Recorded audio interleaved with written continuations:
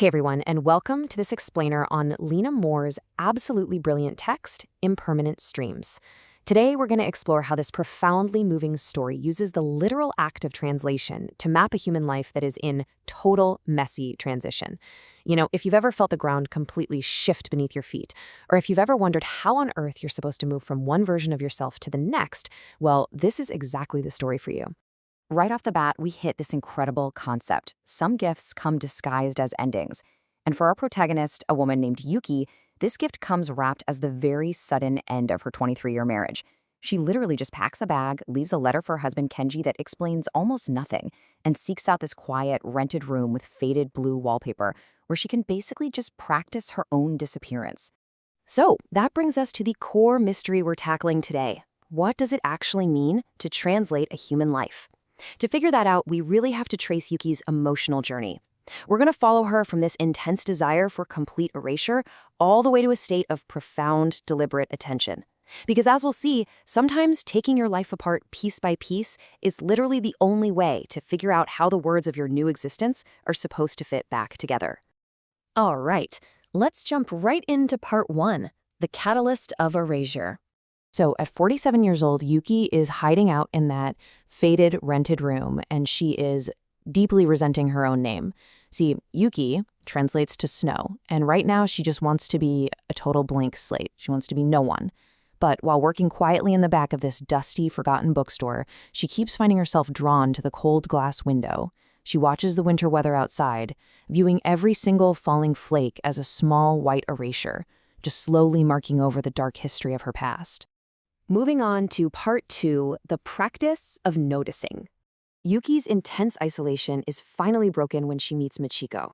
Michiko is this elderly, dying translator who introduces her to a vital Japanese philosophy called mono no aware. Now, think about it. Have you ever looked at something completely beautiful and just felt this sudden, strange pang of sadness? Standing in front of these delicate plum blossoms, Michiko explains that the goal isn't to fiercely hold on to things. Instead, it's to see them fully precisely because they're going to end. It's essentially that profound little sigh you make when you realize that beauty is intrinsically tied to how fleeting it is. And honestly, this turns out to be the final defining lesson Michiko leaves for our protagonist. Shortly after Michiko passes away, Yuki receives a package. Inside is Michiko's worn-out copy of Kawabata's classic Snow Country, alongside an unfinished, highly experimental manuscript. It's this wild, hybrid translation of Virginia Woolf layered right over Japanese syntax. And tucked in with it is a letter urging Yuki to really pay attention to endings, because endings are what cement reality. That brings us to part 3, translating the self. So Yuki takes on Michiko's unfinished manuscript, and as she works, it hits her. The act of linguistic translation perfectly mirrors the emotional heavy lifting of her own grief. She realizes she is actually translating herself. It's a real light bulb moment.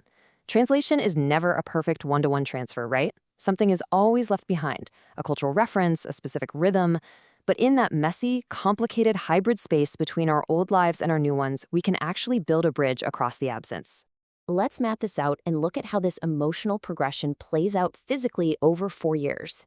Year 1, she's just hiding in that rented room. Year 2, she throws herself into the translation work. By year 3, things really shift. She seeks out the sprawling, snowy emptiness of Hokkaido to embrace a chosen solitude. And finally, in year 4, she relocates to Kyoto to establish a totally new kinship with her estranged daughter. And it's through writing this book that Yuki essentially builds a bridge out of her own silence. It's an incredible act of faith, and it works. She eventually reaches out and reconnects with her daughter, Hana. There's this gorgeous scene where they meet in a Kyoto temple garden, looking down at golden carp in a pond, and they realize they aren't the same mother and daughter who used to fight so bitterly. They're two entirely new people trying to translate a relationship across a massive 4-year gap. Looking back on everything, Yuki finally realizes why her marriage to Kenji fell apart. It was entirely rooted in the stagnation of old love, this impossible need for a partner to stay exactly the same forever, through merging and possession. But what if we favored parallel motion instead? This massive realization completely opens her mind to new love, a dynamic that embraces total autonomy and actually accepts the fact that your partner is inevitably going to change. Which leads us perfectly into part 4, companionship in solitude. So after her book is published, Yuki heads way up north to Hokkaido. And there she meets Nakamura, a widowed photographer on his own journey. As they travel alongside each other, Yuki makes this absolutely brilliant distinction. She realizes she's finally moved out of the painful, involuntary constriction of loneliness and stepped into chosen, powerful solitude. It's a game changer. It's not about refusing human connection at all. It's about being spacious enough to welcome the world in, but entirely on your own terms. When Nakamura eventually invites her to travel together properly, they sit down and establish these highly specific rules to protect their autonomy. After a brief little argument in Kanazawa, they agree on a few key things: total veto power over destinations, mandatory daily time apart, and just radical, absolute honesty about their boundaries. It's honestly a masterclass in how two fiercely independent people can share a path without stepping all over each other. Later, as they're hiking the famous 88 Temple pilgrimage route in Shikoku, Yuki learns a profound truth about life. True independence doesn't demand total isolation, not at all. It's actually about the flexibility to share your journey without losing your center. She realizes she doesn't have to box her relationship with Nakamura into traditional labels. They can just be two distinct consciousnesses, moving through the world side by side. This incredible newfound flexibility allows Yuki to take her final, crucial steps toward peace. She doesn't go back to her ex-husband, but they do share this deeply moving phone call where they express mutual gratitude for the years they spent together. And ultimately, she fully settles in Kyoto, taking on this wonderful new role as a grandmother to little Michi, who is named, of course, after her late great friend Michiko. At the very end of our story, speaking under the cherry blossoms at her daughter's wedding, Yuki shares what is arguably life's ultimate act of translation. It's the courage to love, completely and fully, despite knowing that things eventually end. It's not foolish at all. It's about taking two completely separate lives and bravely creating the third, beautiful, hybrid language between them.